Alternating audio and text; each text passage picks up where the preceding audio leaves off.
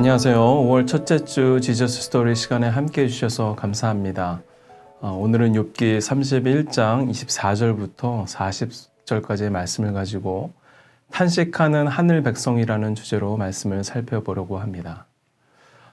시편에서 가장 많은 분량을 차지하는 것이 탄식시입니다. 탄식이 하나님의 백성에게 낯선 경험이 아니라는 것을 보여주는 것이죠. 자기 잘못으로 받은 벌이라면 회개로 반응해야 하는 것이 당연한 것이죠. 그런데 잘못한 것이 없는 상황 속에서 벌을 받는 것처럼 힘든 고통을 겪고 있다면 탄식은 고통의 상황에 대한 자연스러운 반응이라고 할 수 있는 것입니다. 욥의 상황이 그랬습니다. 그는 하나님을 배신한 적도 이웃을 배척하거나 착취한 적도 없습니다. 경건하게 살고도 죄인 취급을 받으며 고통 속에 있는 현실이 너무나도 억울했습니다. 그 마음으로 탄식하며 하나님께 매달렸습니다. 만일 내가 내 소망을 금에다 두고 순금에게 너는 내 의뢰하는 바라 하였다면, 만일 재물의 풍부함과 손으로 얻은 것이 많음으로 기뻐하였다면, 만일 해가 빛남과 달이 밝게 뜬 것을 보고 내 마음이 슬며시 유혹되어 내 손에 입맞추었다면, 그것도 재판에 회부할 죄악이니 내가 그리하였으면 위에 계신 하나님을 속이는 것이리라. 내가 언제 나를 미워하는 자의 멸망을 기뻐하고 그가 재난을 당함으로 즐거워하였던가. 실상은 나는 그가 죽기를 구하는 말로 그의 생명을 저주하여 내 입이 범죄하게 하지 아니하였노라. 내 장막 사람들은 주인의 고기에 배부르지 않은 자가 어디 있느뇨 하지 아니하였는가. 실상은 나그네가 거리에서 자지 아니하도록 나는 행인에게 내 문을 열어주었노라. 내가 언제 다른 사람처럼 내 악행을 숨긴 일이 있거나 나의 죄악을 나의 품에 감추었으며, 내가 언제 큰 무리와 여러 종족의 수모가 두려워서 대문 밖으로 나가지 못하고 잠잠하였던가. 누구든지 나의 변명을 들어다오. 나의 서명이 여기 있으니 전능자가 내게 대답하시기를 바라노라. 나를 고발하는 자가 있다면 그에게 고소장을 쓰게 하라. 내가 그것을 어깨에 매기도 하고 왕관처럼 머리에 쓰기도 하리라. 내 걸음의 수요를 그에게 알리고 왕족처럼 그를 가까이 하였으리라. 만일 내 밭이 나를 향하여 부르짖고 밭일랑이 함께 울었다면, 만일 내가 값을 내지 않고 그 소출을 먹고 그 소유주가 생명을 잃게 하였다면, 밀 대신에 가시나무가 나고 보리 대신에 독보리가 나는 것이 마땅하니라 하고 욥의 말이 그치니라. 욥은 자신이 경건하고 의롭게 살아왔다고 하면서 그의 이야기를 들려주며 결백을 주장합니다. 욥은 그의 삶 속에서 어떻게 그러한 경건을 유지했을까요? 24절부터 28절까지의 말씀을 보겠습니다. 만일 내가 내 소망을 금에다 두고 순금에게 너는 내 의뢰하는 바라 하였다면, 만일 재물의 풍부함과 손으로 얻은 것이 많음으로 기뻐하였다면, 만일 해가 빛남과 달이 밝게 뜬 것을 보고 내 마음이 슬며시 유혹되어 내 손에 입맞추었다면, 그것도 재판에 회부할 죄악이니 내가 그리하였으면 위에 계신 하나님을 속이는 것이리라. 욥은 재물에 눈이 먼 적도 우상에 미혹되어서 하나님을 배신한 적도 없었습니다. 그래서 욥은 31장에서 내가 하나님과 사람 앞에 잘못한 것이 없는데 왜 이러한 징벌을 받아야 하는가라고 하소연을 하게 됩니다. 그리고 하나님께서 나의 의로움을 판단해 주시기를 바란다고 하는데요. 이런 욥의 태도를 보며 욥은 매우 교만하고 위선적인 사람이라고 쉽게 판단할 수도 있습니다. 하지만 중요한 건 욥은 다른 사람이 아닌 하나님께 의롭다고 인정받고 있다는 사실입니다. 욥기 42장 7절에 보시면 너희가 내 종 욥의 말같이 옳지 못함이니라. 이 말은 하나님께서 엘리바스에게 말씀하신 것인데 너희가 욥처럼 옳게 말하지 않았다라는 말입니다.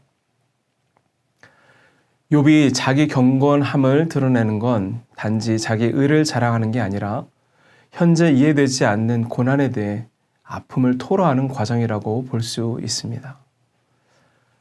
욥은 24절과 25절에서 큰 부자임에도 재물을 의지하지 않았다고 고백했습니다. 욥은 번영을 누리면서도 오직 하나님만을 의지했음을 고백한 것이죠. 또한 욥은 해나 다리를 우상 숭배하는 그런 이교 사상에 빠지지도 않았습니다. 욥은 오직 하나님만을 경배하는 삶을 살았던 사람이었습니다. 또 욥은 사람들과의 관계에서도 죄가 없는 사람이었습니다. 29절부터 32절까지의 말씀입니다. 내가 언제 나를 미워하는 자의 멸망을 기뻐하고 그가 재난을 당함으로 즐거워하였던가. 실상은 나는 그가 죽기를 구하는 말로 그의 생명을 저주하여 내 입이 범죄하게 하지 아니하였노라. 내 장막 사람들은 주인의 고기에 배부르지 않는 자가 어디 있느뇨 하지 아니하였는가.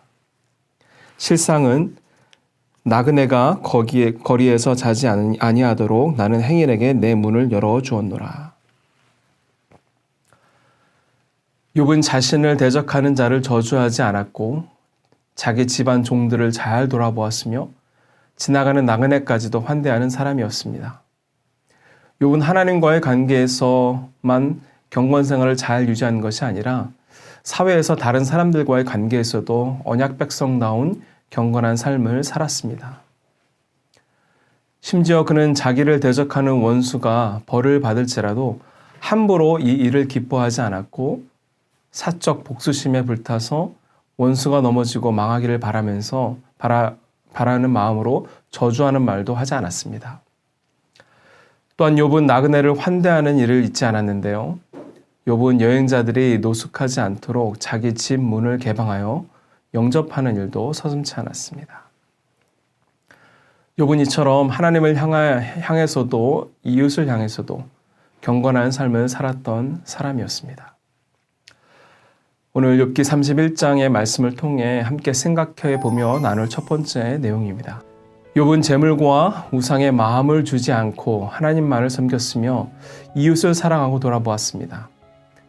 욥의 고난은 죄에 대한 징벌일 수 없었습니다. 까닭 모를 고난, 이해할 수 없는 고통을 겪은 적이 있습니까? 그때 심정이 어땠는지, 그 시기를 어떻게 지나갔는지 함께 이야기 나눠보시기 바랍니다. 다시 본문의 내용으로 돌아와서 욥은 하나님 앞에서 정당하게 재판을 받고 싶었습니다. 욥이 두려움 없이 집 밖으로 당당히 나갈 수 있었던 이유가 무엇이었을까요? 33절과 34절의 말씀입니다. 내가 언제 다른 사람처럼 내 악행을 숨긴 일이 있거나 나의 죄악을 나의 품에 감추었으며 내가 언제 큰 무리와 여러 종족의 수모가 두려워서 대문 밖으로 나가지 못하고 잠잠하였던가. 욥은 악을 행하지도 또 숨기지도 않았기에 집 밖 타인의 비난을 두려워할 필요가 없었습니다. 욥은 위선자로 살지 않았습니다. 죄를 짓고도 나는 아무 죄가 없다고 말한 사람이 아니었습니다. 자기가 한 번도 죄를 짓지 않았다고 억지 부르는 것이 아니라 오히려 욥은 자신의 죄악이나 악행도 숨긴 적이 없었다고 말합니다.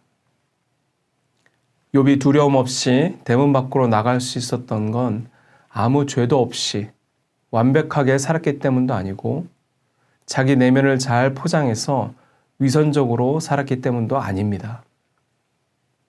오히려 욥은 매우 정직하게 살았고 그에게 실수가 있고 잘못이 있으면 그것을 하나님 앞에서 성찰하고 고백할 수 있는 양심이 있었습니다. 이러한 예가 본문 38절부터 40절에서 볼 수 있는데요. 욥은 토지의 소산과 소유주에게 어떤 자세를 취했는지를 보여줍니다. 38절부터 40절의 말씀입니다. 만일 내 밭이 나를 향하여 부르짖고 밭이랑이 함께 울었다면 만일 내가 값을 내지 않고 그 소출을 먹고 그 소유주가 생명을 잃게 하였다면 밀 대신 가시나무가 나고 보리 대신에 독보리가 나는 것이 마땅하니라 하고 욥의 말이 그치니라. 토지소산을 착취하지 않았고 또 경작자의 생명을 함부로 해치지도 않았습니다. 욥은 자신이 소작농에게 어떻게 되었는지 밭이 증인이 될 것이라고 말합니다. 만일 땅의 수확물을 소작농들부터 강제 수탈하여 자기 배를 채웠다면 땅 자체가 욥을 향해 부르짖을 거라고 이야기하는 것입니다. 욥은 자신의 양심과 하늘과 땅과 하나님이 자신의 삶을 지켜보고 있다는 것을 말하면서 이 역시 욥이 자신의 의를 자랑하는 게 아니라 알 수 없는 고난에 대해 자신은 그런 징벌을 받을 만한 일을 하지 않았다라는 것을 하소연한 것입니다. 아직 욥은 고난의 의미를 잘 알지 못하고 하나님의 주권에 대해 잘 알지 못하는 상태에 있습니다. 그래서 그는 자신이 이해되지 않고 정리되지 않은 마음을 탄식으로 표현하고 있는 것이죠. 욥은 자신을 고발하는 자들에게 어떻게 반응하고 있는지를 살펴보겠습니다. 35절부터 37절까지의 말씀입니다. 누구든지 나의 변명을 들어다오. 나의 서명이 여기 있으니 전능자가 내게 대답하시기를 바라노라. 나를 고발하는 자가 있다면 그에게 고소장을 쓰게 하라. 내가 그것을 어깨에 매기도 하고 왕관처럼 머리에 쓰기도 하리라. 내 걸음의 수요를 그에게 알리고 왕족처럼 그를 가까이 하였으리라. 욥은 자신을 고소하는 자들의 고발장을 들고 당당히 하나님의 재판정 앞으로 나아가겠다고 말합니다. 욥은 친구들의 고소의 마지막으로 하나님께 항소합니다. 자기의 걸음을 세시는 하나님께서 이제 자신의 억울함을 판단해 주시길 간절히 호소하고 있는 것이죠. 교만하게 하나님 앞에서까지 이 자기의 의름을 자랑하고 있는 것이 아니라 친구들의 도전에 하나님으로부터 선악간에 판단받고 싶은 그의 마음이 간절했던 것입니다. 욥은 친구들에게 만일 너희가 나를 고소한다면 그것을 기쁨으로 알고 그 고소장을 어깨에 메고 하나님께 나아갈 거다라고 말한 것입니다. 이해되지 않는 이 고난의 상황 가운데서 친구들로부터 무시당하며 정죄받는 그 상황 가운데 마지막 판단을 하나님께 맡기는 욥의 모습을 보게 됩니다. 이것은 단순히 교만한 자세가 아니라 너무 힘들어서 하나님께 판단을 구하는 탄원이라고 할 수 있습니다. 이제 오늘 말씀을 가지고 함께 나누실 내용입니다. 욥이 세상 앞에 당당할 수 있는 것은 그가 악을 행하거나 악을 은폐하는 삶을 살지 않았기 때문입니다. 부와 권력을 지닌 사람이 아닌 진실한 사람이 당당히 살 수 있습니다. 하나님과 사람들 앞에서 떳떳하기 위해 돌아볼 점이 있다면 무엇이 있을까요? 함께 나눠보시면 좋겠습니다. 마지막으로 나누실 내용은 욥은 탄식하면서도 하나님 앞으로 나아가길 바랍니다. 풀리지 않는 의문, 설명할 수 없는 현실이기에 더욱 하나님을 찾습니다. 욥이 어떤 심정으로 하나님께 나아갔을지 나도 그런 경험이 있다면 함께 나눠보시기 바랍니다. 오늘은 욥기 31장의 말씀으로 탄식하는 하늘 백성에 대해서 함께 나누어 보았습니다. 오늘 말씀을 통해서 이 땅을 살아가며 만나게 되는 이유 없는 고통을 어떻게 반응하며 또 주님의 백성으로 어떠한 태도로 나아가야 하는지 함께 나눠보면서 주님의 음성을 듣는 귀한 나눔의 시간이 되기를 바랍니다. 감사합니다.